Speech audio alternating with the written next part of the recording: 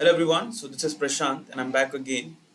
So today I was doing one question, so I thought let's share it because उसमें column में null values थी और इन null values को कैसे handle करना है. So let's begin. So table मेरे पास ये था कि मेरे पास ये टेबल है, नेम और रेफरी आईडी है, राइट. और मुझे वो सारे नाम चाहिए जिसमें रेफरी आईडी 2 नहीं है. तो रेफरी आईडी मतलब हो गया कि किस बंदे ने रेफर किया है. तो मोटा मोटा मुझे वो नाम चाहिए जहाँ पे रेफरी आईडी 2 ना हो, राइट. तो अगर मैं सीक्वल सर्वर में चलूँ और मैं एम्प्लॉयज़ देखूँ, तो ये मेरे पास एम्प्लॉयज़ की लिस्ट है, ठीक है. आईडी 1 है, नाम इसका बिल हो गया, रेफरी आईडी नल, मतलब मुझे नहीं पता भाई किसने इसको रेफर किया. For third case Alex we have referee ID 2, it means इसे 2 जेन ने रेफर किया है. तो क्वेश्चन सिंपल सा ये है कि मुझे वो सारी आईडी दो, मुझे वो सारे नेम्स चाहिए या फिर आईडी चाहिए जहाँ पे रेफरी आईडी 2 नहीं है, ठीक. तो मेरे मन में क्या सवाल आएगा, अगर मुझे इसको आंसर करना हो तो क्या आएगा भाई. सिंपली मैं लिख दूंगा कि where referee ID not in 2. But यहाँ से क्या होगा ना, यहाँ से केवल हमें एक रो मिल रहा है. हमें मिल रहा है कि 5 जैक 1, बट हम वो सारे केसेस मिस कर दे रहे हैं जहाँ पे वैल्यू क्या है, नल है.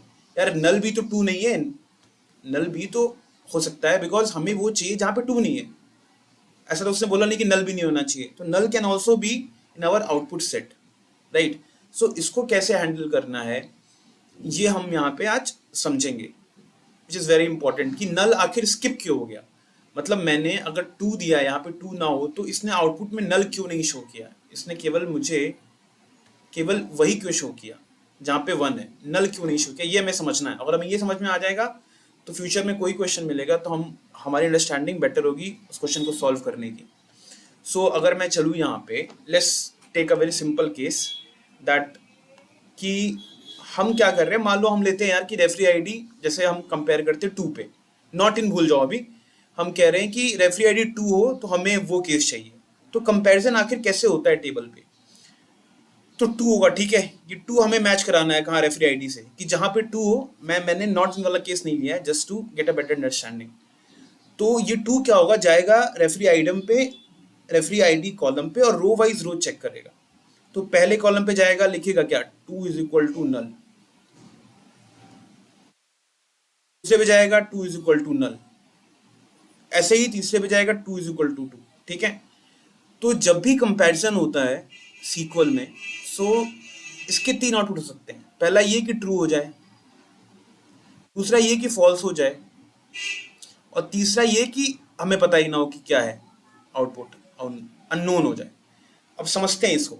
मतलब जब 2 इज इक्वल टू 2 है तो ये क्या हो गया भाई, ये तो ट्रू हो गया, तो ये हो गया ट्रू वाला केस.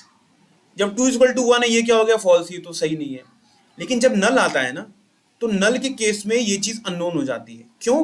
क्योंकि तुम दो को कंपेयर कर रहे हो उसके साथ जो तुम्हें पता ही नहीं है कि है क्या. तो कैसे उसका आउटपुट तो अननोन ही होगा ना. 2 is equal to something which is not known, so that is going to be unknown. तो जब भी केस फॉल्स होता है और अननोन होता है, उसका रिजल्ट आउटपुट में नहीं आता है. जब भी केस फॉल्स होता है, अननोन होता है, उसका रिजल्ट आउटपुट में नहीं आता है. तो जैसे ही सीक्वल जाएगा यहाँ पे 2 इज इक्वल टू नल पे आएगा, ये क्या हो जाएगा, अननोन हो जाएगा. तो ये आउटपुट में आएगा ही नहीं, ये row. Same goes for this row, output में नहीं आएगा. और तीसरा 2 इज इक्वल टू 2 होगा, ये ट्रू हो गया. तो हमेशा ट्रू वाला क्या होता है, ट्रू वाला रो हमेशा आउटपुट में आता है, तो वो हमें आउटपुट में दिख रहा होगा, ठीक है. तो ये आएगा. 2 ये भी नहीं आएगा, 2 इक्वल टू 1 ये भी नहीं आएगा, 2 इक्वल टू 2 ये आएगा. तो ये मैंने किया है इक्वल टू के लिए कि यार 2 होना चाहिए, ठीक है. तो आप देखो इसमें आपको समझना क्या है कि नल के साथ हमेशा जब भी कोई कंपैरिजन होगा तो नल वाली वैल्यू आउटपुट में आएगी ही नहीं. तो उससे हमें अलग से डील करना पड़ेगा, right. So I hope I made my point very clear. जब भी नल होगा तो उससे हमें, जब भी कॉलम में नल वैल्यू होगी तो उसे हमें अलग से डील करना पड़ेगा, राइट. तो इसलिए अगर मैं चलूँ यहाँ पे, मैंने नॉट इन 2 लिया है क्योंकि हमें 2 वाली नहीं चाहिए थे. मैंने लिख दिया तो यहाँ पे 1 आ गया. लेकिन हम वो सारे केस भूल गए जहाँ पे वैल्यूज क्या थी, नल थी. तो हमें उसको केस को हैंडल करना पड़ेगा. इसलिए हम चेक करते हैं कि नल वैल्यूज है कि नहीं हमारे पास. यहाँ पे डेटा सेट छोटा है तो हमें दिख रहा है, but in bigger case we can simply check if we have null values or not. तो यहाँ पे 3 नल वैल्यूज हैं और ये भी हमें आउटपुट में चाहिए, राइट. सो इसलिए इसको हमें हैंडल करना पड़ेगा. इन दैट केस हमें ये तो चाहिए, हमें ये तो चाहिए यार 2 ना हो वो तो 2 ही, और हमें और क्या चाहिए, और रेफरी आईडी जो है, अगर ये वाला केस भी आता है तो ये भी हमें आउटपुट में दो।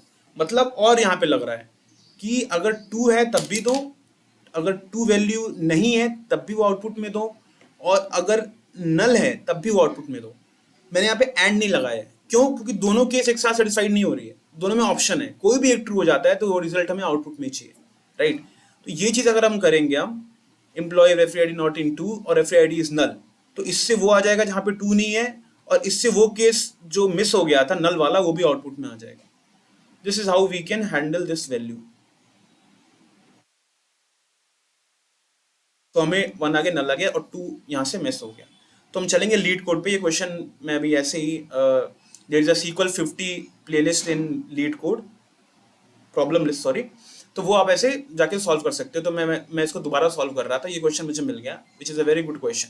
तो इनिशियली आप जाके क्या करोगे, नॉट इन टू लिखते तो क्वेश्चन सबका मोस्ट ऑफ दम का गलत हो जाता, केवल इतना लिखने से, राइट, मैच नहीं करता। और रेफरी आईडी इज नल, आपने ये चीज़ कर दी है।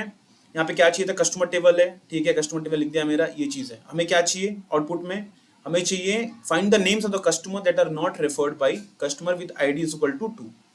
तो हम कुछ नहीं करेंगे, हम सिंपल सा इसे, हमें नेम ही चाहिए और ऑर्डर मैटर नहीं कर रहा है, तो हम जो है इसे रन कर देंगे। व्हाट हैपन, स्क्रीन को क्या हुआ यार,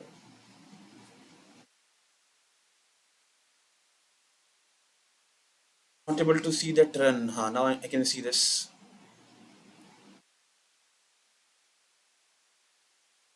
ठीक है, तो ये टेस्ट केस एक्सेप्ट हो गया है, फिर इसे हम सबमिट कर देंगे।